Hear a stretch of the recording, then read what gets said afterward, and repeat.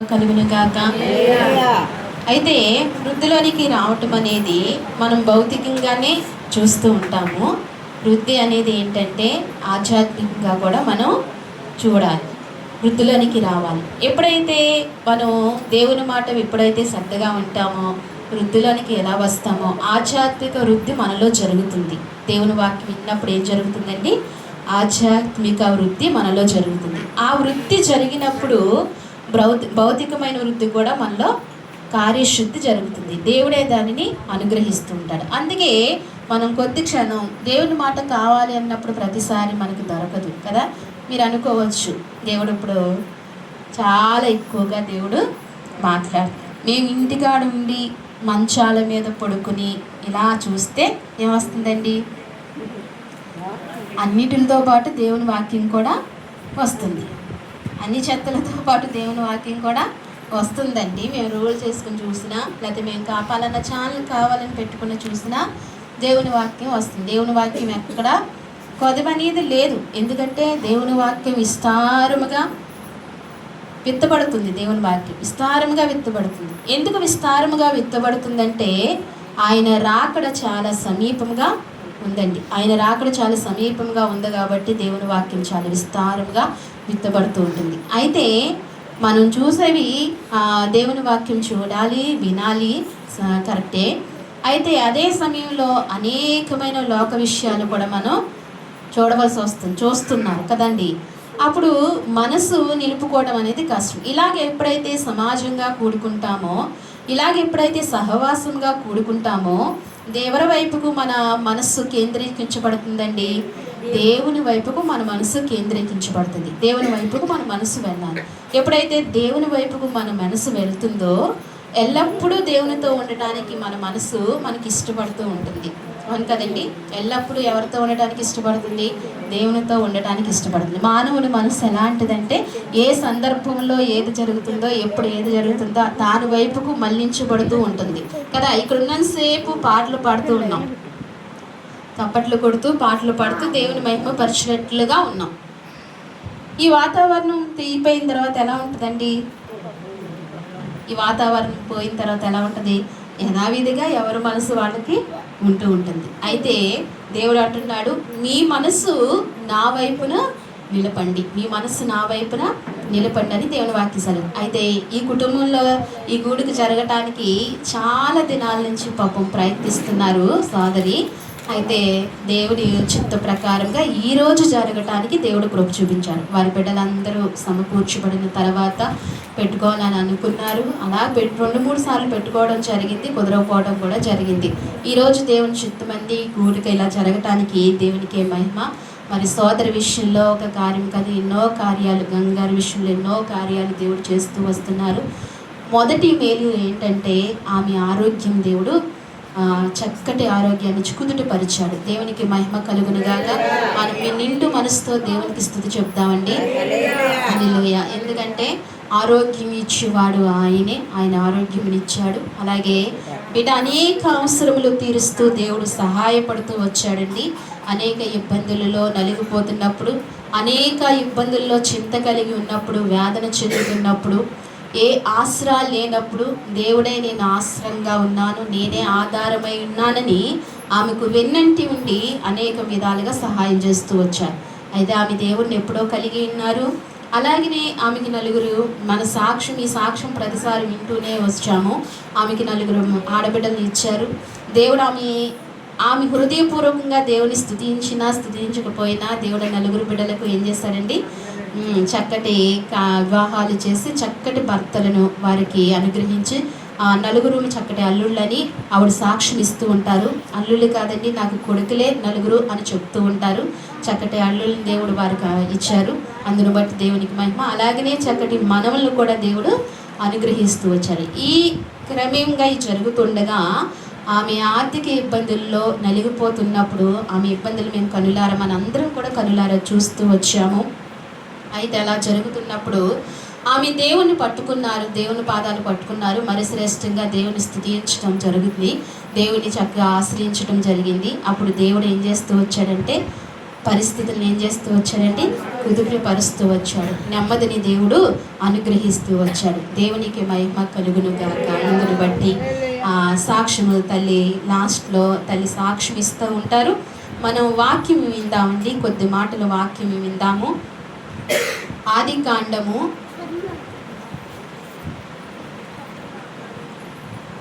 మరి దూర ప్రాంతాల నుంచి వచ్చిన ఈ సమయంలో కుమారి గారికి ప్రత్యేకమైన వందనాలు తెలియజేస్తున్నామండి. ఆదికాండము 18వ అధ్యాయము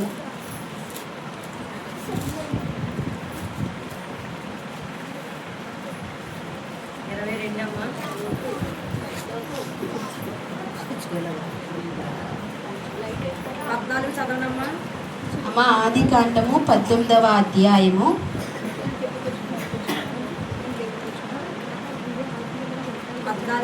14వ వచనం చదువుతారా? యెహోవాకు అసాధ్యమైనది ఏదైనా ఉన్నదా? మీదికి నిర్ణయ కాలమందు అప్పుడు సారాకు కుమారుడు కలిగినారు. సారా భయపడి నేను నమ్మలేదని చెప్పగా ఆయన అవును అమ్మ చదవండి. అప్పుడు అక్కడ మనుషులు అక్కడ నుండి లేచి సొదొమ తట్టు చూసి అబ్రహాము వారిని సాగినట్టుకు వారితో కూడా వెళ్ళేది. ఇప్పుడు యెహోవా నేను చేయబోతున్న కార్యము అబ్రహామునకు దాచిన అబ్రహాము నిశ్చయంగా బలము గల గొప్ప జనమగును. అతని మూలముగా భూమిలోని సమస్త జనములు ఆశీర్వదించబడు.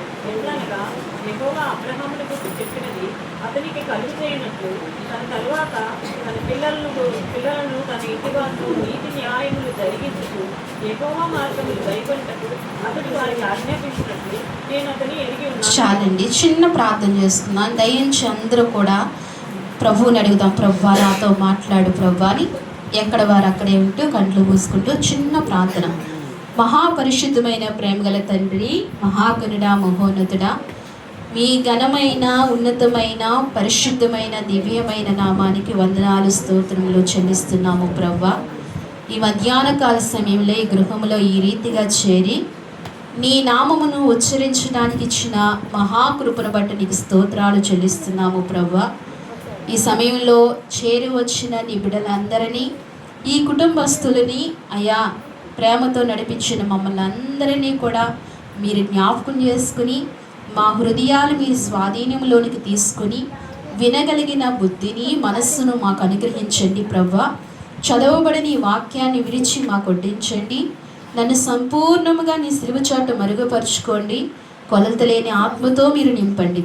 నీవు మాట్లాడినప్పుడు ప్రభువా ఎంతో ప్రయోజనకరము. మీరు మాట్లాడండి. నీవు మాటలు వస్తుండగా ప్రభా వెలుగు కలుగుతుంది. నీ మాటను వెల్లడితోడనే వెలుగు కలిగినని నీ వాక్యము సెలవిచ్చినట్లుగా ఈ త్రావలో నాయన ఈ గృహంలో నీ వెలుగును దయచేయమని, ఈ గూడుకును దీవించి ఆశీర్వదించమని, నీవే మాతో మాట్లాడే కృప దయచేయమని యేసయ్య నామములు అడిగి వేడుకుంటున్నాను తండ్రి, ఆమేన్.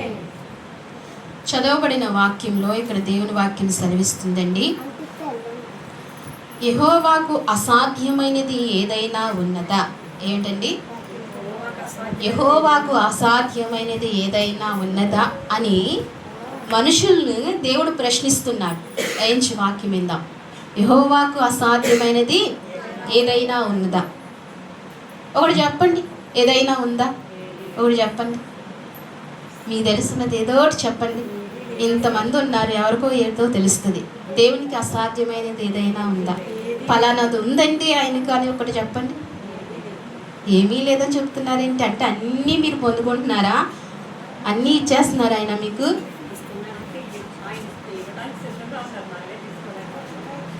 దేవునికి మహిమ కలుగును గాక.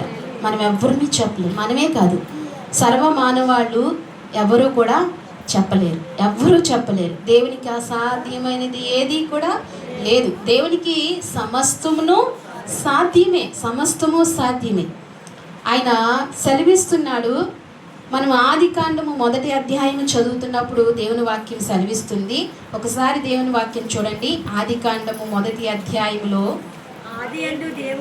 ఆదియందు దేవుడు భూమి ఆకాశములు సృజించెను. భూమి నిరాకారముగాను శూన్యముగాను ఉండెను. చీకటి అగాధ జలముల పైన కమ్మి ఉండెను. దేవుని ఆత్మ జలములపైన అల్లాడుచుండెను. జలముల పైన అల్లాడుచుండెను. దేవుడు వెలుగు కమ్మని పలకగా దేవుడు వెలుగు కమ్మని పలకగా వెలుగు కలిగెను. వెలుగు కలిగెను. వెలుగు మంచిదైనట్లు వెలుగు మంచిదైనట్లు దేవుడు చూచెను. దేవుడు చూచెను. దేవుడు వెలుగును చీకటిగా దేవుడు వెలుగును చీకటిగా పరిచెను. వేరుపరచెను. దేవుడు వెలుగునకు పగలనియు చీకటికి రాత్రనియు పేరు పెట్టెను. అస్తమాయమున ఉదయమును కలుగగా ఒక దినమాయను. చాలండి. దేవునికి అసాధ్యమైనది ఏదైనా కలదా అని దేవుని వాక్యం చూస్తుంటే, ఆదికాండంలో 1వ అధ్యాయంలో దేవుని వాక్యం ఉంది. దేవుడు ఏం చేస్తున్నాడంటండి, భూమి ఆకాశములు కలగజేశాడంట, భూమి ఆకాశములు సృజించాడంట. అంటే ఈ విషయం ఆలోచిస్తే ఇది మాట చిన్నగా ఉంది, కానీ దీన్ని ఆలోచించినప్పుడు చాలా పెద్ద విషయం. మన ఆలోచనకు అంతు తిక్కని విషయం ఇది. భూమి ఆకాశములు కలుగజేయటం అనేది మామూలు విషయం అండి. భూమి ఆకాశములే కలుగజేసిన గొప్ప దేవునికి ఏది చేయటము అసాధ్యం కాదు. మొదటగా భూమి ఆకాశాన్ని ఆయన కలుగజేశాడు. భూమి ఆకాశాన్ని కలుగజేసి కొన్ని సంవత్సరాలు ఆయన అలా వదిలేశారు. మరి ఎన్ని సంవత్సరాలు వదిలేనో వాక్యం మనకు తెలియదు, కానీ అలా చాలా సంవత్సరాలు ఆ భూమి ఆకాశాన్ని ఆయన వదిలేశారు. వదిలేసినప్పుడు ఆయన మళ్ళా భూమి ఆకాశములు సృజించి భూమి నిరాకారముగాను శూన్యముగాను. భూమి ఎలా ఉందంటండి, నిరాకారముగా శూన్యముగా ఉందంట. భూమి పైన ఏమీ లేవు. ఒక మొక్కైనను, ఒక ఇల్లైనను, ఓ మానవుడైనా ఎవరైనా ఏదీ లేదండి, ఏదీ లేదు. ఎలా ఉందంట భూమి? శూన్యముగా నిరాకారముగా ఉందంట, శూన్యముగా ఉందంట. ఇప్పుడు కొత్త ఇల్లు కడతాము, కొత్త ఇల్లు కట్టిన తర్వాత ఇంకా దాంట్లోనికి ప్రవేశం చేయము. అప్పుడు ఎలా ఉంటుంది? అది ఏమీ ఉండదు కదా. వాళ్ళైతే ఒక స్థలం ఉంటుంది, దాన్ని ఏమీ ఇంకా కట్టలేదు, ఎలా ఉంటుంది?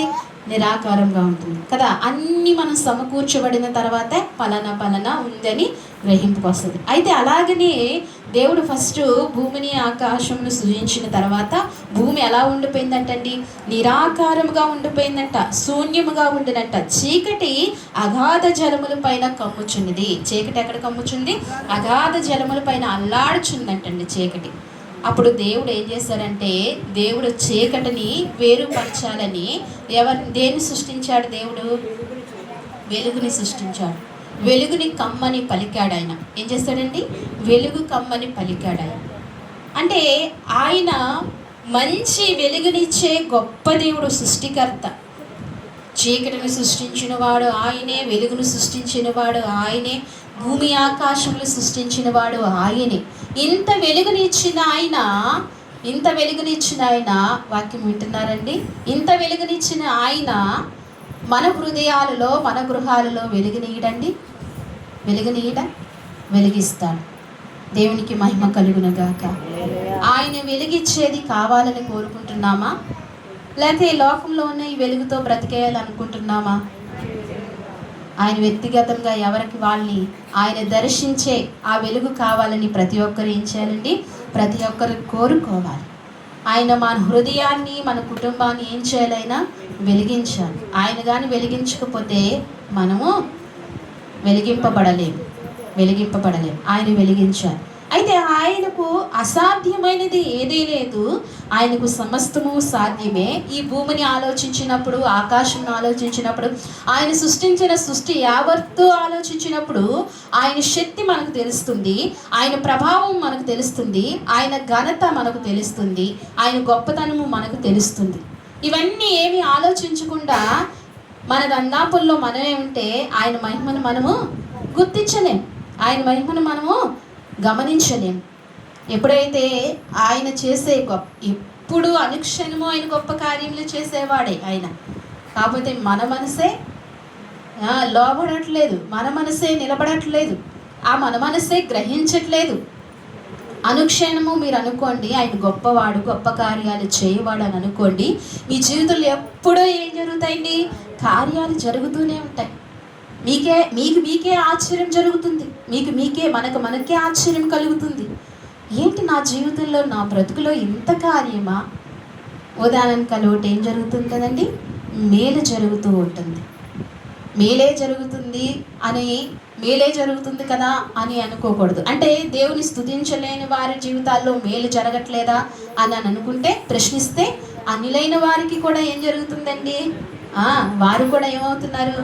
వారు కూడా బాగున్నారు, వారు కూడా సంతోషం. కానీ అది ఈ భౌతికమైన సంతోషము, ఈ భౌతికమైన ఆశీర్వాదం మనం చూడనవసరం లేదు. కానీ మనం చూడవలసింది ఏంటంటే నిత్యరాజ్యంలో ఉండవలసిన మహిమను మనం చూడాలి. ఏం చూడాలండి?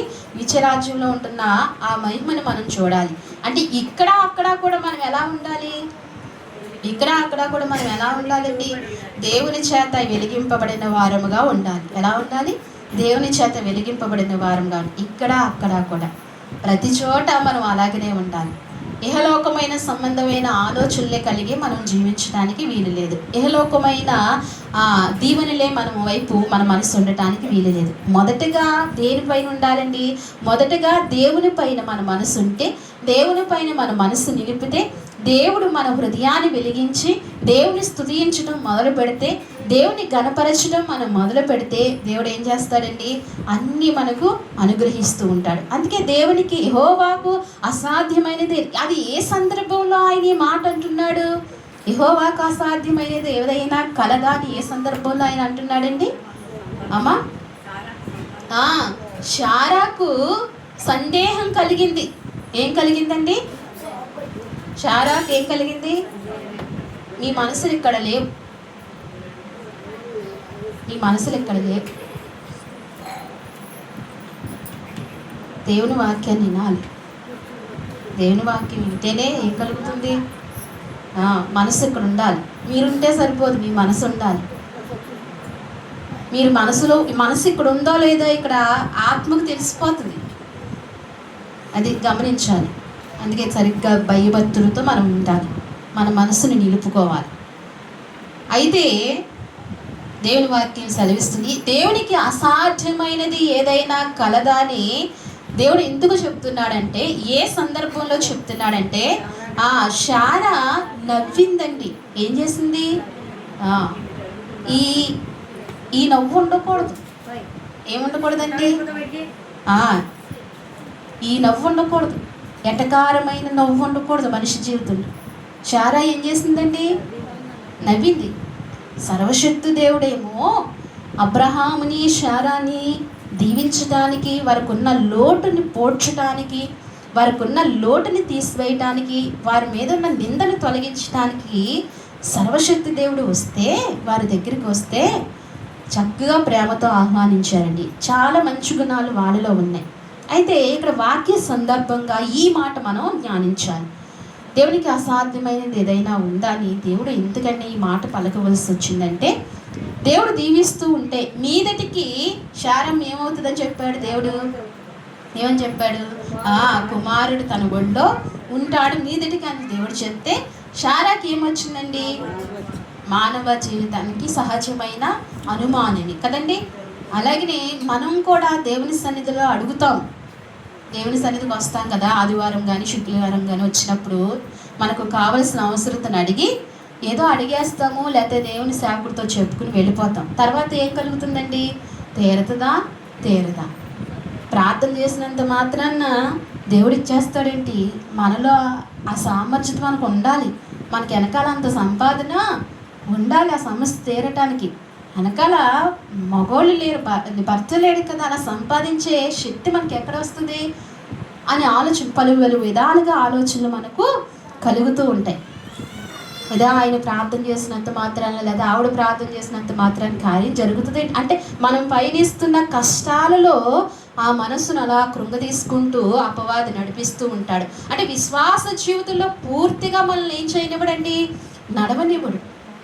అయితే ఏదో ఒక సాక్ష్యం వినో, ఏదో ఒక దేవుని వాక్యం వినో, దేవుని మాట వినో, అప్పుడు మనకు బలం వస్తుంది. ఓహో, ఇలా ప్రార్థన చేస్తే, ఇలా దేవుడిని అడిగితే కార్యం చేస్తాడేమో అని మనం ఆసక్తితో దేవుడిని అడుగుతాం.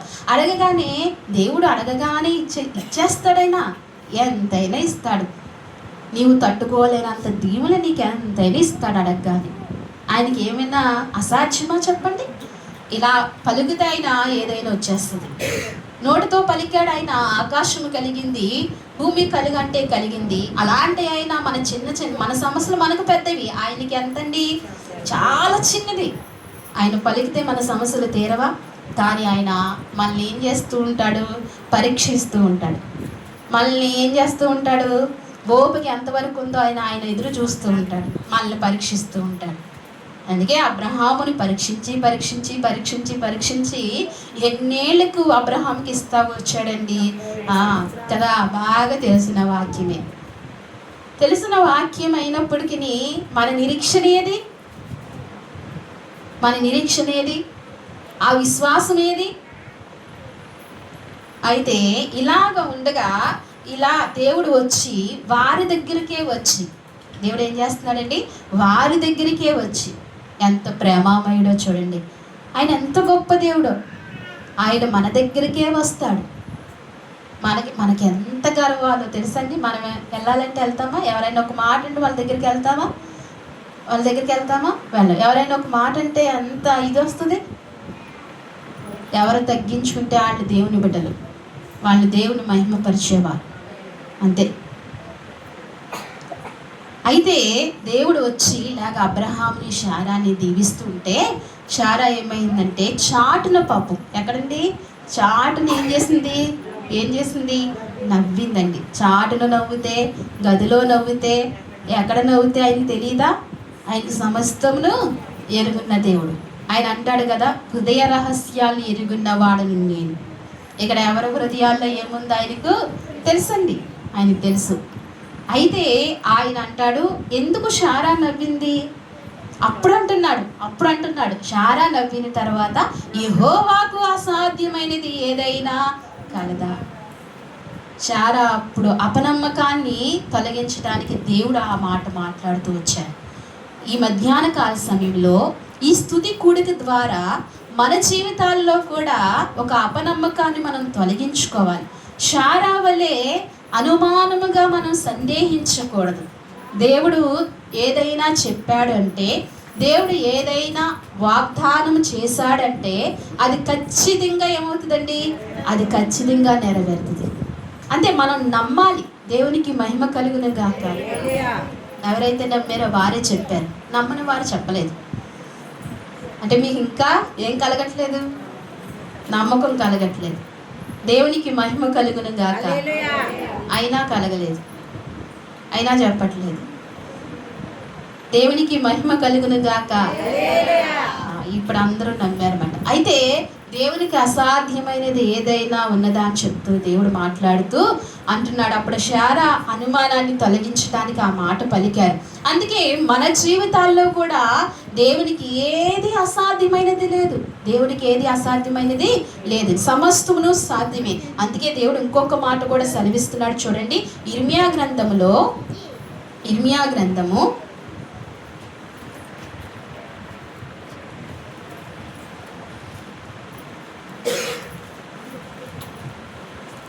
గ్రంథము 18వ అధ్యాయము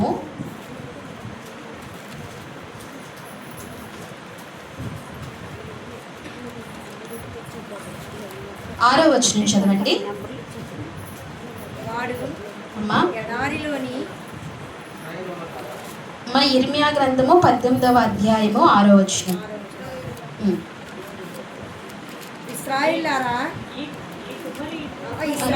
ఇశ్రాయేలులారా, ఈ కుమ్మరి మట్టికి చేరినట్లు నేను మీకు చేయలేనా? ఇదే యెహోవా వాక్కు. చాలండి. ఇక్కడ అంటున్నాడు, ఈ కుమ్మరి మంటికి చేర్చినట్లు నేను మీకు చేయలేనా? యేసు ప్రభు దేవుడు మాట్లాడుతున్నాడు, యెహోవా మాట్లాడుతున్నాడు. మొదటి అధ్యాయం చదువుతాను చూడండి. యెహోవా యొద్ద నుండి ఇర్మియాకు ప్రత్యక్షమైన వాక్కు, నీవు లేచి కుమ్మరి ఇంటికి పొమ్ము, అక్కడ నా మాటలు నీకు తెలియచేతును.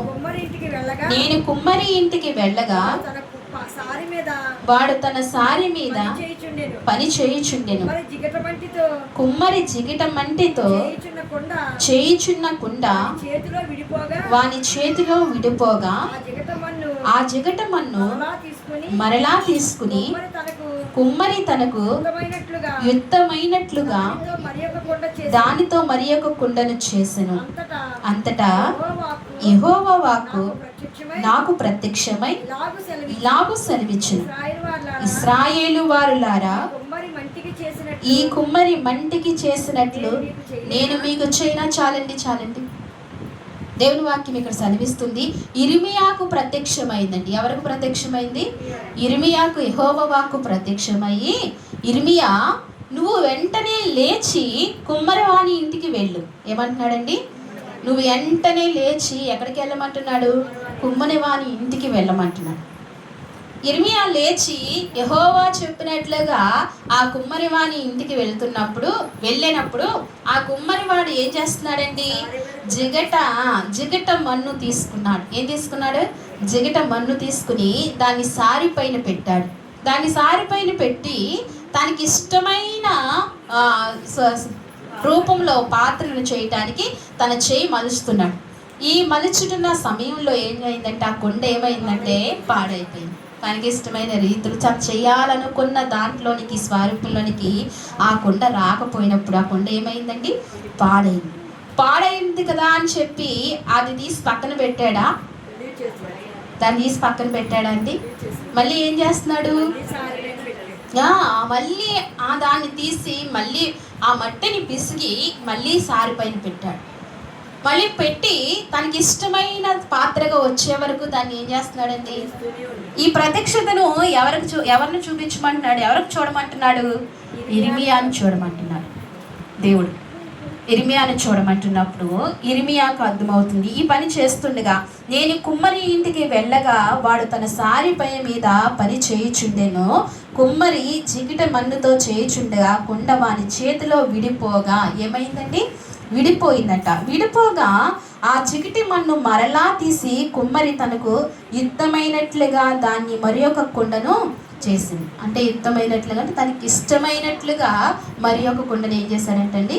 చేశాడు. అంటే దేవాతి దేవుడు ఏం చెప్తున్నాడంటే, నేను మీ జీవితాల్లో నేను మరలా అలాగా చేయగలను. పాడైపోయిన మీ జీవితాన్ని, పాడైపోయిన మన బ్రతుకుల్ని ఏం చేస్తాడంటండి దేవుడు? మరలా అలాగా చేస్తాడంట. అందుకే పాడైపోయిన వారిని పాడైపోయినట్లుగా దేవుడు వదిలేయడు. వారిని ఏం చేస్తాడు? మరలా చిగురింపు చేస్తాడు, మరలా బాగు చేస్తాడు. ఆయన ఈ కుమ్మరివాని కుండ ఎలాగైతే తయారు చేశాడో, అతని చేతిలో ఉన్న జిగిట మన్నుని ఎలాగైతే ఒక పాత్రగా చేసుకుంటూ వచ్చాడో, సృష్టికర్త అయిన దేవుడు నా జీవితాన్ని కూడా ఏం చేస్తున్నాడంటే అలాగా చిగురింపజేస్తున్నాడు. మనం ఏమనుకుంటాము? ఇంకా వీళ్ళ సంగతి అయిపోయిందిలే, వీరి జీవితము అయిపోయింది, వీరికేముంది అని మనం మనుషులుగా ఏమనుకుంటామండి? ఇదే అనుకుంటాం ఎవరైనా కదా. ఇంకా వారికి ఇంకా సహాయము రాదు, వారి పరిస్థితి దారుణంగా అయిపోయింది. వారికి ఇంకెవరు సహాయం చేస్తారు? ఎటు నుంచి ఏం కలుగుతుంది వారికి? ఇంకా వారి ఊపిలో దిగిపోయారు. ఇంకా వారి బ్రతుకు అంతే, వారి జీవితం అంతే అనుకున్న పరిస్థితిలో మన జీవితాన్ని కానీ మనం కానీ దేవునికి అప్పగించుకుంటే, దేవుని హస్తాలలో మనం పెడితే మరలా చిగురింప చేయబడతాము, మరలా బ్రతుకు బాగు చేయబడుతుంది. ఆయనకి నచ్చినట్లుగా మనల్ని తయారు చేస్తూ ఉంటాడు. మనం ఇలా ఉందామా ఎలా ఉండాలండి? దేవుడు హెచ్చించేటట్లుగా ఆయన చేతిలోనికి వెళ్ళాలి. మన ఇష్టానుసారం మన స్వనీతిని మన స్వసిద్ధాన్ని మనం ఆధారపడితే కనుక మన జీవితం ఏమవుతుందండి? మన జీవితం ఆరిపోతుంది, మన జీవితం వృద్ధిలోనికి రాదు. అదే మన జీవితాన్ని దేవుని చేతికి అప్పగించుకుంటే, దేవా ఇంతవరకు నా ఇష్టానుసారంగా నేను నడిచానయ్యా, లేకపోతే నా ఇంటి వారి ఇష్టానుసారంగా నేను నడుస్తూ వచ్చానయ్యా, వెనకాల వారితో నేను నడుస్తూ వచ్చానేమో, అందుకే నా జీవితం ఇలా ఉంది, నా జీవితం చక్కపరచబడలేదు, నా జీవితం పాడైపోయింది. ఇక మీదటైనా నేను నీ హస్తాలకు అప్పగించుకుంటున్నానయ్యా, నేను నా జీవితాన్ని నీ చేతులకు పెడుతున్నానయ్యా, నీ ఇష్టానుసారంగా నన్ను నడిపించయ్యా, నీ చిత్త ప్రకారంగా నన్ను జీవింపచేయని ఆయన చేతిలోనికి మనం వెళ్ళినప్పుడు మనం ఏమవుతామండి? ఇప్పుడు చక్కటి కొండలాగా మనం మరలా ఉపయోగపడే పాత్రగా చిగురించిన మొక్క వలె మనం మరలా ఏం చేస్తామండి? అభివృద్ధికి వస్తాం. మనం మరలా చక్కటి ప్రశాంతకరమైన జీవితం దేవుడు మనకు ప్రసాదిస్తాడు. అందుకే పాడైపోయిన వారిని బాగు చేసే దేవుడు గొప్ప దేవుడు. ఎందుకంటే ఆయనకి అసాధ్యమైనది ఏదీ లేదు. ఒక సేవకుడు ఉన్నాడండి. ఆ సేవకుని తల్లి అయితే వాళ్ళు దేవుల్లోనికి రాకముందు అన్ని జనాంగముగా ఉన్నప్పుడు ఆ తల్లికి ఏమైందంటే అనారోగ్యం వచ్చింది. బాగా వినాలి, ఏమొచ్చిందండి? అనారోగ్యం వచ్చింది. ఆమెకి అనారోగ్యం వచ్చినప్పుడు భయంకరమైన వ్యాధి ఆమెకి కలిగింది. హైదరాబాద్ తీసుకెళ్ళినా సరే బాగుపడదు అని అన్నారు. అప్పట్లో క్యాన్సర్ అంటే చాలా ప్రమాదకరమైన వ్యాధి. ఆ వ్యాధిని బాగుపడదు అని చెప్పినప్పుడు తల్లిని తీసుకొచ్చేసిన తర్వాత ఇంకా అందరూ చూడటానికి వస్తున్నారు, బంధువులు వాళ్ళు అందరూ కూడా. వారి ఇంట్లో వాళ్ళు కూడా ఏమనుకుంటున్నారంటే ఈరోజు రేపు అన్నట్టుగా ఆమె ఉంది, అలా ఉంది. ఆమె పరిస్థితి అయిపోయింది, ఈరోజు రేపు అన్నట్టుగా ఆమె పరిస్థితి అయిపోయింది. బంధువులు కూడా చూసిన వారందరూ కూడా ఇంక ఇయాల రేపు అని అనుకుంటున్నారు. అయితే ఈమెకు ఎలాగ తెలిసిందంటే ఆ ఇంటి ఆడబిడ్డ ద్వారా ఈమెకి యేసుక్రీస్తు ప్రభువారు పరిచయం అయ్యారు. ఎవరి ద్వారానండి? తన భర్త అక్క ద్వారా తనకి యేసుక్రీస్తు ప్రభువారు పరిచయం అయ్యారు. ఆమెకి ఎలాగంటే ఒక స్కూల్లో ఒకటి క్రిస్టియన్ టీచర్ ఆమె టీచింగ్ చేస్తున్నప్పుడు ఈమెకు పరిచయం అయిన తర్వాత యేసుక్రీస్తు ప్రభువుని ఈమెకి పరిచయం చేసింది, ప్రార్థన చేసుకుంటున్నారు. అలాగే ఈమెన్న పరిస్థితులు ఈమెను చూడటానికి వచ్చినప్పుడు వదిన నువ్వు ప్రార్థన చేసుకో అని చెప్పి 2 మాటలు, ఆమెకి తెలియని మాటలు, ఏదో తెలిసిన మాటలు 2 మాటలు చెప్పింది. చెప్పినప్పుడు ఈమె ఇంకా అలసిపోయింది, ఈమె ఇంకా చివరి దినాలలో ఉంది, ఈమె ప్రాణము పోతుంది అనే పరిస్థితిలో ఉంది. ఇంకేమి ఆహారం తిన్నా ఈమెకి ఇమడట్లేదు. ఆ పరిస్థితిలో ఈమె ఏం చేసిందంటే సరేలే ఒక ప్రార్థన చేద్దామని ఆ మంచం మీదే ఉండి ఏం చేస్తుందంటే, నువ్వు దేవుడు వంట కదా యేసయ్యా, నువ్వు సృష్టికర్త వంట కదా ప్రభువా, నువ్వు ఏదైనా చేస్తావంట కదా, ఒకసారి నన్ను బాగు చేయ్యా, నా బిడ్డలకు తల్లిగా నన్ను బ్రతకని అయ్యా, నా చిన్న బిడ్డలయ్యా, నేను వారికి తల్లిగా ఉండాలని అనుకుంటున్నాను, కొంతకాలం నాకు జీవితాన్ని మీరు దయచేయి ప్రభా అని ఆ తల్లి మంచం మీద ఏడుస్తూ ఒకసారి అసలు ప్రార్థించడమే తెలియదు. యేసుక్రీస్తు ప్రభువుని అప్పుడే పరిచయం చేయటం ఆ మంచం మీదే, ఎలా తెలుస్తుంది? ప్రార్థించడం తెలియదు. కానీ ఆమె చెప్పిన మాటలతో ఆమె అనుభవిస్తున్న బాధన ప్రకారంగా ఆమె ఒక చిన్న ప్రార్థన చేసింది, అంతే. యేసయ్య దర్శించి ఆ ప్రార్థన చేసిన తర్వాత ఆ రాత్రి ఆమెను దర్శనంలో ఒక దర్శనం చూస్తుంది. ఆమె ఏం చూస్తుందంటే, ఈమె హైదరాబాద్ వెళ్ళింది, పెద్ద డాక్టర్లతో చెకప్ చేయించుకున్నారు, ఈమెకి ఏ వైద్యం చేసినా ఈమె బ్రతకదు, ఇది వ్యాధి పోదు అని చెప్పారు పెద్ద వైద్యులే. అయితే ఈమె ఊరిలో ఉన్న గొల్లవాంతిప్ప ప్రాంతంలో, ఆ ఊరిలో ఉన్న ఒక ఆర్ఎంపీ డాక్టరు ఈ దర్శనంలో జరుగుతుంది. ఆ డాక్టర్ వచ్చి ఏం చేస్తున్నారండి, అమ్మా నువ్వు ఇలా ఉండు, పడుకో, నీకు చిన్న ఆపరేషన్ చేస్తాను అని చెప్తున్నాడు. ఎవరు ఆర్ఎంపీ డాక్టర్ చెప్తున్నాడు.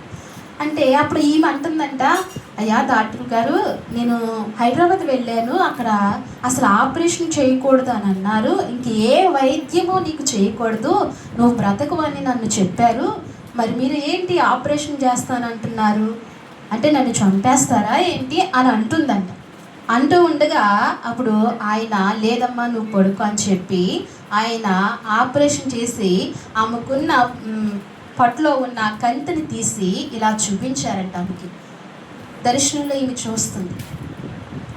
ఆ కంతి చూపించగానే ఆ కంతి తీసి ఆయన పడేశారు. అది ఈమెకి ఈ దర్శనంలో కళ వచ్చింది. తెల్లారి ఈమె అసలు ఏమి తిన్నా ఇవ్వడలేని ఈమె 2 ఇడ్లీలు తినటం ప్రారంభించిందంట. మెల్లగా కొంచెం భోజనం చేయటం ప్రారంభించిందంట. మెల్లగా తీసుకుంటున్న ఆహారం ఇముడుతుందంట.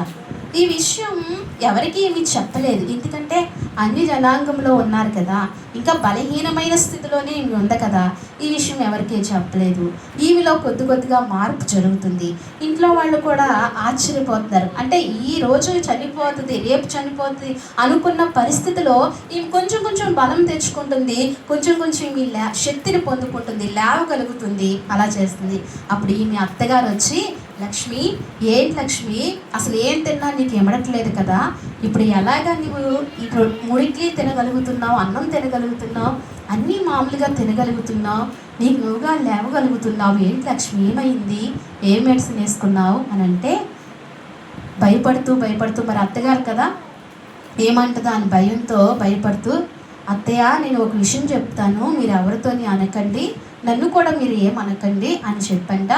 ఇలాగా ఒక యేసు ప్రభు వారి దేవుడు ఉన్నారంట, ఆయన్ని ప్రార్థిస్తే ఏదైనా చేస్తారని నాకు ఒక మాట తెలిసింది. ఆ మాట ఎవరో కాదు వదిలే చెప్పింది నాకు. ఒకసారి యేసు ప్రభుని ప్రార్థన చేసుకోవద్దునా అని వదిలి చెప్పింది. వదిన మాట ప్రకారంగా రాత్రి చిన్న ప్రార్థన చేసుకున్నాను అత్తయ్య. నన్ను దేవుడు దర్శించాడు. నాకు కలలో మన ఆర్ఎంపీ డాక్టర్ గారు వచ్చి నాకు ఆపరేషన్ చేశారని వీడు చెప్తే నేను అప్పటి నుంచి నాకు బాగుంది అత్తయ్య అని చెప్పినప్పుడు ఆమె కూడా ఇంత అద్భుతము జరిగి ఆశ్చర్యకార్యం జరిగింది కదా. ఆమె అత్తగారు కూడా ఆలోచనలో పడి, ఈయన నిజమైన దేవుడా, ఈయనేనా గొప్ప దేవుడా, ఇంతకాలము మనం పూజించిన వారు దేవుళ్ళు కారా, ఇంతకాలము మనం సేవించిన వారు వాళ్ళు దేవుళ్ళు కారా, నీకు ఎవ్వరు ఏమీ చేయలేదే, ఈయన ఒక్కసారిగా ఏం చేసావు, అసలు ఆయనకి ఏమీ నువ్వు చేయలేదే, ఒక్క మాట సెలవిచ్చావంతే, నన్ను ముట్టుకో ప్రభువా అని అడిగావు, నీకు ఇంత ఆరోగ్యం దేవుడు ఇచ్చాడా, ఈయన మహిమ కలిగిన దేవుడా అని చెప్పి వారిద్దరూ దేవుని స్తుతించడం సాగారండి. ఎంత గొప్ప కార్యము, దేవుడికి ఎంత మహిమ చెల్లించినా తక్కువ. అప్పుడు వారింట్లో ఆయన భర్త ఉన్నాడు. ఆయన భర్త మనకి భయంకరమైన పూజలు చేస్తున్నారు. ఈమె హృదయంలో కలవరం. ఇక నిజమైన దేవుని ప్రేమ రుచి చూసిన తర్వాత ఆయన సేవించుకుంటే ఎవరు ఉండగలుగుతారండి? ఆయన గణపరుచుకుంటే ఎవరు ఉండగలుగుతారు? ఆమె జీవితంలో అంత అద్భుతం జరిగింది. అసలు ఆమె చనిపోతుంది అనుకున్న ఆమె అంత బ్రతికిందంటే ఆమె ఆశ, ఇంకా ఆమె హృదయం ఎంత ఉల్లాసంగా ప్రభువు పట్ల ఉంటుందండి. ఆమె హృదయము అంత ఉల్లాసంగా ఉంటుంటే పక్కన పరిస్థితులు చూస్తే ఆమె హృదయం కలవరంగా ఉంది. తన భర్త ఏమో ఇలా పూజిస్తున్నాడు. పెద్ద వెంకటేశ్వర స్వామి బొమ్మ ఉంటుందంట. ఆ బొమ్మకు రోజు ఆ దేవుడికి రోజు ఏం చేస్తున్నాడు, ఈయన పూజ చేస్తూ ఉంటున్నాడు. అయితే ఈమె లోపల ఈమె ప్రార్థన చేస్తుంది, ప్రభువా నా భర్తకు నేను ఎదురు చెప్పలేదు, చెప్పే అంత సామర్థ్యత వాక్యం ఏమి ఈమెకి తెలియదు కదా, ఈమెకి తెలియదు, కొత్తగా నూతనంగా నమ్ముకుంది, ఏం చెప్పుద్ది, ఏమీ తెలియదు. అప్పుడు ప్రార్థన చేస్తుంది, నాయనా నాకేమీ తెలియదు, నా భర్తని ఎలా మార్చాలో నాకు తెలియదు, ఏం చెప్పాలో నాకు తెలియదు, ఒకటే అయ్యా ఆయన మారాలి తండ్రి అని మళ్ళీ ప్రార్థన చేసుకుంటూ మొదలుపెట్టిందని. ప్రతిరోజు ప్రార్థన చేస్తున్నాను. ఒకరోజు ఆ భర్త యథావిధిగా పూజ చేస్తూ ఉంటే అప్పుడు పూజ చేస్తున్న తర్వాత ఆరతిస్తారు కదా, ఆరతిస్తుంటే ఆ వెంకటేశ్వర స్వామి బొమ్మ ముఖంలోంచి సిలువ కనిపించిందంట. ఆరతిస్తుంటే సిలువ కనపడగానే అతను వెంటనే ఆరతి అలా వదిలిపెట్టేసి ఆ మరుక్షణమే ఆయన దేవుని ప్రార్థించడం మొదలుపెట్టాడంట. ఈయన నిజమైన దేవుడు, ఈయన కాదని చెప్పి అతను మారాడంట. చూసారా, దేవునికి అసాధ్యమైనది ఏదైనా ఉన్నదా? దేవునికి ప్రతిదీ సాధ్యమే. నిజమైన దేవుణ్ణి మనం స్తుతించడం మానేసి సృష్టించిన సృష్టికర్తను స్తుతించడం మానేసి వ్యర్థమైన వాటిని పూజించడం వల్ల మనకి ప్రయోజనం ఏమీ కలగదు. దేవుని స్తుతించాలి, దేవుని నమ్ముకోవాలి. ఇన్ని కార్యాలు, ఇంకా ఇలాంటి కార్యాలు కొన్ని కోకళ్ళలు ఉంటాయండి. ఇలాంటి సాక్ష్యాలు కొన్ని లక్షల సాక్ష్యాలు ఉంటాయి ప్రతి వ్యక్తిలో జరిగినాయి. అంత మట్టుగా ఎందుకు, మా జీవితాల్లో కూడా మేము అన్ని జనాంగంలోంచి వచ్చిన వారిమే. మీకు తెలిసే మా పితరులు తాతయ్య వాళ్ళు నమ్ముకున్నారు, అందులోంచి వచ్చాము, దర్శించారు. వాళ్ళు అనారోగ్య పరిస్థితుల్లోంచే దేవుని దర్శించారు.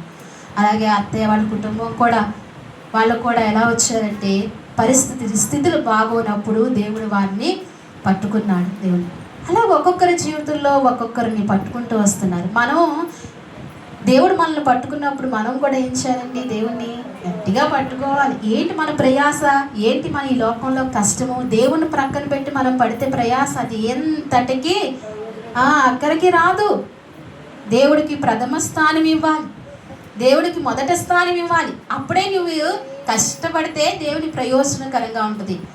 నువ్వు దేవునికి మొదటి స్థానం ఇవ్వకుండా దేవుని మహిమపరచకుండా నువ్వు ఎంత కష్టపడినా ఏముంటుందండి, వ్యర్థమే. అది ఎలా ఉంటుందంటే దేవుని వాక్యం సెలవిస్తుంది, చిల్లు చంచులో పోసినట్లంట. చిల్లు చంచు అంటే చంచులో చిల్లు ఉన్నట్టు చూసుకోలేదు. నువ్వు ఎన్ని కేజీలు పోసిన ఏమవుతుంది, అది ఆ సంచులో నిలబడుతుందా? నిలబడదు. అదే మొదటి స్థానం ప్రభువుకి ఇస్తే ప్రభు ఏం చేస్తాడండి? నీ సంచిని నింపుతాడు, నిన్ను వృద్ధి చేస్తాడు, నిన్ను ఆశీర్వదిస్తాడు. అందుకే మనం చేయవలసింది చాలా సులువైనది. నమ్మకంగా మనం చేయాలి. ప్రభువుని ఏం చేయాలండి? ప్రభువుకి మొదటి స్థానం ఇవ్వాలి, ఆయన్ని చేర్చుకోవాలి, ఆయన్ని గణపరచాలి. అందుకే అంటున్నాడు దేవునికి ఈ రీతిగా ఆమె జీవితంలో గొప్ప ఈరోజు దేవుడండి వారి కుటుంబాన్ని వాడుకుంటున్నాడు. ఈరోజు వాడుకుంటున్న తరము 3వ తరం. వినపడుతుందండి నా మాట? ఎన్నో తరం అండి? 3వ తరం. ఈ 3 తరాల నుంచి దేవుడు ఏం చేస్తున్నాడంటే కుటుంబాన్ని వాడుకుంటూ వచ్చాడు. అందుకే దేవుడు చేసిన మేలు మనం ఎవరికి ఉపయోగపడాలి? దేవుడికే. జీవితాల్లో కూడా ఏం చేస్తాడంటే ఆయన బాగు చేస్తాడు. మన జీవితాల్లో కూడా మూడైపోయిన మన బ్రతుకుల్ని ఆయన చిగురింప చేస్తాడు. ఏం చేస్తాడండి? చిగురింప చేస్తాడు. ఆయన మీద ఆధారపడాలి, ఆయన నమ్ముకోవాలి, ఆయన ఆశ్రయించాలి. అలాగే లోకా రాసిన సువార్త నేను త్వరితంగా ముగిస్తానండి. లోకా రాసిన సువార్త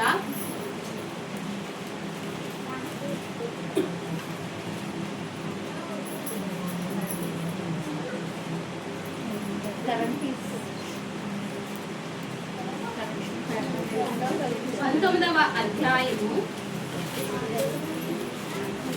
మా లోకా రాసిన సువార్త 18వ అధ్యాయము 7వ వచనం చూడండి. దేవుడు తాను ఏర్పరచుకున్న వారు దివారాత్రులు తనను గూర్చి మొరపెట్టుచుండగా వారికి న్యాయము తీర్చడా, వారికి త్వరగా న్యాయము తీర్చను. వారి విషయమే కదా ఆయన దీర్ఘశాంతము చూపుచున్నాడని నీతో చెప్పుచున్నాను. ఆయనను మనుష్య కుమారుడు వచ్చినప్పుడు ఆయన భూమి మీద విశ్వాసమును కనుగొందును. దేవునికి మహిమ కలుగును గాక. ఏం కనుగొంటాడంట ఆయన? విశ్వాసాన్ని భూమి మీద ఉన్న విశ్వాసం కనుగొంటాడు. అంటే మన హృదయాల్లో ఉన్న విశ్వాసాన్ని ఆయన కనుగొంటాడు. అందుకే ఆయన కనుగొన్నప్పుడు మనకు విశ్వాసం ఉందో లేదో ఆయనకి కనుపరచాలి. అయితే ఇక్కడ వాక్యం సెలవిస్తుంది, దేవుడు తను ఏర్పరచుకున్న వారు దివారాత్రులు తన గురించి మొరపెట్టుచుండగా మనల్ని ఏం చేస్తాడు ఆయన? ఏర్పరచుకున్నాడు. ఏం చేస్తాడండి? ఏర్పరచుకున్నాడు. అవునంటారా కాదంటారా? మనల్ని పిలిచాడు. ఇంతమంది జనాంగం ఉండగా మనల్ని ఎందుకు పిలిచాడు? ఆయన అమూల్యమైన రక్తంలో, ఆయన విలువైన రక్తంలో మనల్ని ఎందుకు పిలిచాడండి? ఎప్పుడైనా ఆలోచించామా? ఈ విషయంలో ఎప్పుడైనా ఆయనకి కృతజ్ఞత తెలిపామా? ఇంతమంది ఉండగా నన్నెందుకయ్యా రక్షించుకున్నావు అని అనగలిగామా? మనం ఏం చేస్తాడంట? ఏర్పరచుకున్నాడంట. మనము ఏం చేయాలి? ఆయనకు దివారాత్రులు ఏం చేయాలండి? పగలే మొదలుపెట్టట్లేదు, రాత్రులు మొదలుపెడతాము. ఆయన ఇప్పుడు అంటున్నాడు దివారాత్రులు మొదలుపెట్టాలి. ఎప్పుడైనా మనం ఏం చేయాలంట? మొదలుపెట్టాలండి. ఎవరికి? ఆయనకి. రేయిం పగళ్ళు ఏం చేయాలంటండి? మొరపెట్టాలి. రేయిం పగళ్ళు మొరపెట్టాలి. అప్పుడు మొరపెట్టినప్పుడు నువ్వు ఎప్పుడైతే అడుగుతావో, ఎప్పుడైతే మొరపెడతావో ప్రభు మన జీవితాల్లో గొప్ప కార్యం చేయడం ఆరంభిస్తాడు. అందుకే అంటున్నాడు, దివారాత్రులు నా గురించి మొరపెట్టగా వారి న్యాయము తీర్చడా. ఏం తీర్చడా? వారికి న్యాయము తీర్చడా. మన పక్షాన్ని ఎవరు ఉంటారండి? నా పక్షాన్ని ఆయన ఉన్నాడు. ఎవరికి వాడుగా అనుకోవాలి? నా పక్షాన్ని న్యాయం తీర్చాడు. చాలా సార్లు అన్యాయం మనకు అలా జరుగుతూనే ఉంటుంది. కళ్ళ ముందు చాలా అన్యాయం జరుగుతుంది. ఆ అన్యాయం ఇంత అంతా కాదు, కానీ దేవుడు ఏం చేస్తాడు? న్యాయం చేస్తాడు. మనుషుల మాట వల్ల అన్యాయం జరుగుతుంది. మనుషులు కృంగదీస్తూ ఉంటారు. అనేక మాటలు ఏం చేస్తూ ఉంటారు? కృంగదీస్తూ ఉంటారు. కానీ దేవుడు న్యాయం అంటే మన పక్షాన్ని ఏం జరుగుతుంది? న్యాయం. అయితే మనకు న్యాయం జరగాలంటే మనం ఏం చేయాలి? మొరపెట్టాలంటే ఏం చేయాలండి? ఎప్పుడైతే నువ్వు విశ్వాసంతో, నమ్మకంతో ఆయనకు మొరపెడతామో దేవుడు ఏం చేస్తాడండి? మన జీవితంలో న్యాయం చేస్తాడు, గొప్ప కార్యాలు చేస్తాడు. దేవుడు ఎంతగానో మనల్ని మహిమపరుస్తాడు, ఆయన కృప చూపిస్తూ ఉంటాడు. అందుకే ఇంకొక మాట యెషయా గ్రంథంలో కూడా ఒక మాట ఉంది చూడండి. యెషయా గ్రంథము ఒక్కసారి సంఖ్యాకాండము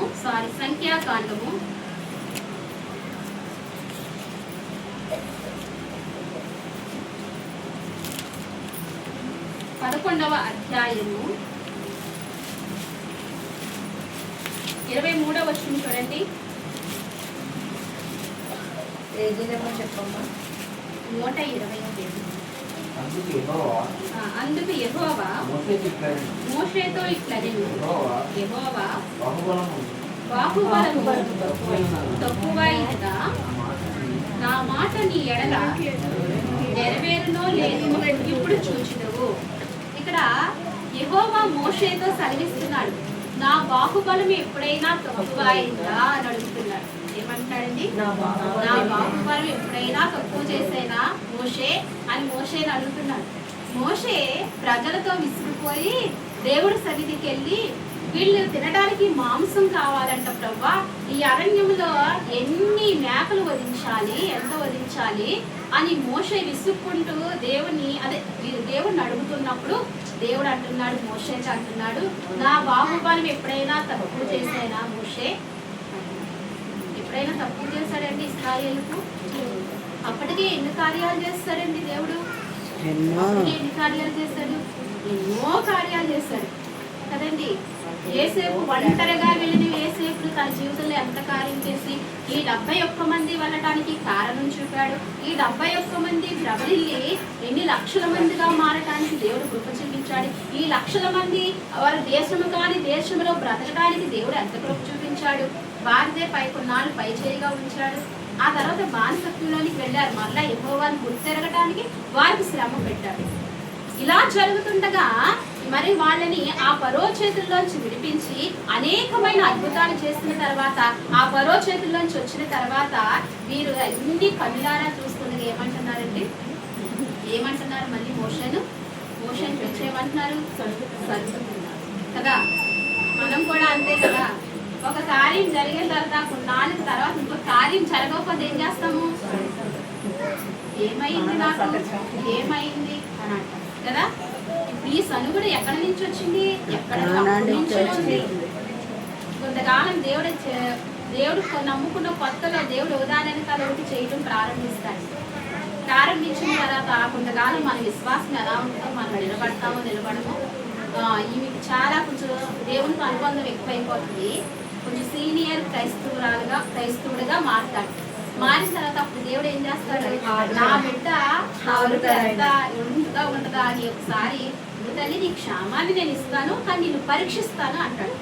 పరీక్షిస్తానన్నప్పుడు అప్పుడు కొంచెం వదులుతాడు. వదిలినప్పుడు కొన్ని నష్టపోతాం. ఆయన వదులుతాడు కదా, అప్పుడు కొన్ని నష్టపోతాం. అప్పుడు మన మనసు ఎలా వెళ్తుందంటే, ఆయన ఏం చేశాడు? ఎవరికి వెళ్తుందండి? ఆయన ఏం చేశాడు? నాకేం చేశాడు? ఉన్నది కోల్పోయాను, ఉన్నది పోయింది అని ఇలా నిరుత్సాహపరచడానికి ఈడు ముందుకు వచ్చేస్తాడు. ఎవరండి? వాడి ముందుకు వచ్చి ఇంకా మనల్ని బలంగా పునాది వేస్తాడు. మనిషిలో దూరి ఆ వ్యక్తి ద్వారా మనతో ఏం చేస్తుంటాడని బలంగా మాట్లాడుతుంటాడు. ఆయన చేసిన మేలులెన్ని, ఆయన చేసిన కార్యములెన్ని, గొప్ప కృపని ఇచ్చి మనల్ని ఎంతగా నడిపించిన దేవాది దేవుని అంత మాట అనగలుగుతున్నామంటే ఎన్ని గుండెలు మనకి. మనది ఒక గుండె, దాన్ని చాలా అందుకే అలా గమనీయంగా ఇశ్రాయేలు అలాగే అంటున్నప్పుడు అప్పుడు దేవుడు అంటున్నాడు, నా బాహుబలం ఎన్నడైనా తక్కువ చేశాను. ఈనాడు దేవుడు సెలవిస్తున్నాడు, ఆయన బాహుబలం ఎప్పుడైనా తక్కువ అయిందా నా జీవితంలో? ఎప్పుడు తక్కువ కాలేదండి. ఒంటరిగా ఉండి ఆలోచించుకోండి, ఒంటరిగా ఉండి పరీక్షించుకోండి. మనుషులు అందరూ అన్నవాళ్లే మనల్ని కదా, అందరూ అన్నవాళ్లే. మనం అతిగా ప్రేమించిన వ్యక్తులే మనల్ని ఏం చేస్తుంటారు? చాలా అంటారు. తండ్రితో బాధింపబడిన వారు, తల్లితో బాధింపబడిన వారు, బిడ్డలతో, భర్తతో, బంధువులతో, స్నేహితులతో, అందరితో కృంగదీయబడిన వారిమే అనేక సమయాల్లో. కానీ నా ప్రభు, నీ ప్రభు మట్టికి ఎప్పుడు మనల్ని కృంగదీయలేదు. కృంగిన వేళలో లేవనెత్తిన దేవుడు. ఎప్పుడు ఆయన మనల్ని కృంగదీయలేదు, ఎప్పుడు ఆయన మనల్ని బలహీనపరచలేదు. నేనున్నానమ్మా అంటూ మన వెంట ఉంటూ వచ్చాడు ఆయన. అనేక మార్లు మనల్ని బలపరుస్తూ వచ్చాడు ఆయన. మన మనుషులు నమ్ముకొని వాళ్ళు ఉంటే చాలు, వేళ్ళు ఉంటే చాలు అని బ్రతికేస్తూ ఉంటాం భ్రమలో. వారే మనల్ని ఏం చేస్తూ ఉంటాడండి? చాలా కృంగదీస్తూ ఉంటారు. దేవుడు మన మట్టికి ఎప్పుడు కృంగదీసే దేవుడు. అంత గొప్ప దేవుడు మనం నమ్ముకున్నాము, అంత గొప్ప దేవుడు మనం కలిగి. ఈయన ఎవరండి? ఈయన శక్తిమంతుడు. ఈయన ఎవరండి? ఈయన శక్తిమంతుడు. ఈ శక్తిమంతుడు కావాలా వద్దా? కావాలి. కావాలా వద్దా? శక్తిమంతుని మనతో పట్టుకెళ్దాం వద్దా? అందరికీ కావాలి. శక్తిమంతుడు అందరికీ కావాలి. ఎందుకంటే అందరికీ ఆయన ఉన్నవాడు, అనువాడు ఆయన. ఆయన గొప్పవాడు. అందుకే యెషయా గ్రంథంలో ఇర్మియా సంఖ్యాకాండంలో మోషేతో ఈ మాట సెలవిస్తూ, నా బాహుబలం ఎన్నడైనా తక్కువ చేసినైనా అప్పుడు వారికి ఏం కురిపించాడు దేవుడు? మన్నాను పూరేళ్ళు కూడా కురిపిస్తూ వచ్చాడు. ఇంకా వాళ్ళు చక్కగా వండుకోకుండా, స్వేచ్ఛపరచుకోకుండా, పొలము దున్నకుండా వారికి ఏమొచ్చిందండి? అంత సౌఖ్యం వచ్చింది. ఆయన ఎప్పుడూ తక్కువ చేయలేదు. ఆ తర్వాత ఈ తరంలో మనకు ఆయన బాహుబలి ప్రభు అయిన యేసుక్రీస్తు వారి ద్వారా మనల్ని ఎంతగా దీవిస్తున్నాడో, మనల్ని ఎంతగా ఆశీర్వదిస్తున్నాడో, మనల్ని ఎంతగా వృద్ధులకు తీసుకొస్తున్నాడో. అందుకే ఆయన్ని ఏం చేయాలి? మనం మహిమపరిచే వారముగా ఉండాలి. చివరిగా ఇంకొక 2 మాటలు మీకు చూపించి వాక్యాన్ని ముగిస్తానండి. యెషయా గ్రంథము 50వ అధ్యాయము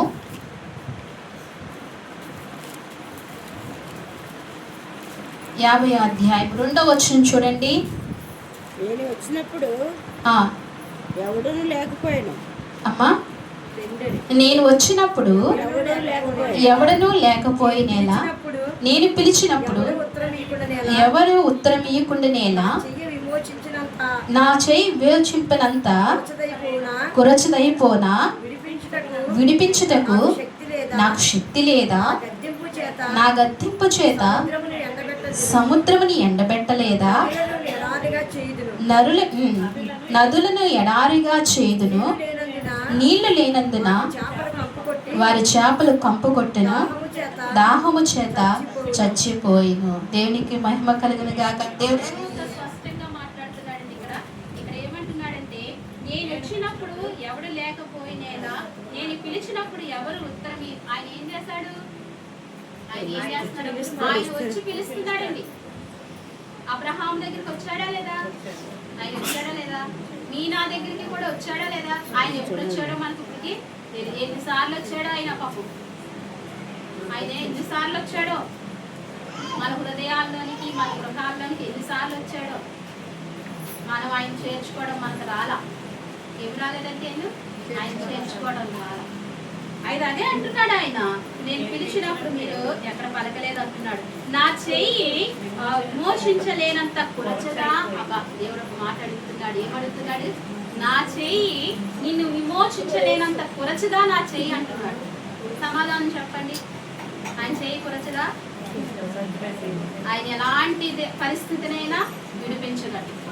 ఎలాంటి స్థితినైనా విడిపించు. ఆయన చెయ్యి కురచ కాదు, ఆయన ఎవరినైనా విడిపించగలడు.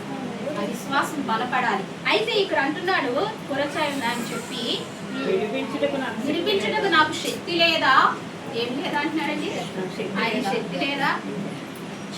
ఆయన ఏమన్నా మానవుడా? శక్తిమంతుడు. ఆయన ఏమన్నా మానవుడా అండి? ఆయన ఎవరు? ఆయన శక్తిమంతుడు. ఎప్పుడు శక్తి కోల్పోయేవాడు కాదు. మనమైతే పొద్దున్న శక్తి ఎప్పుడు ఉండదు, కొంచెం తగ్గుతుంది. అందులోకి 2 అవుతుందేమో, కడుపులోకి ఎలకలో పరిగెడుతుందేమో. ఏమవుతుంది? మనకి శక్తి తగ్గుతూ ఉంటుంది.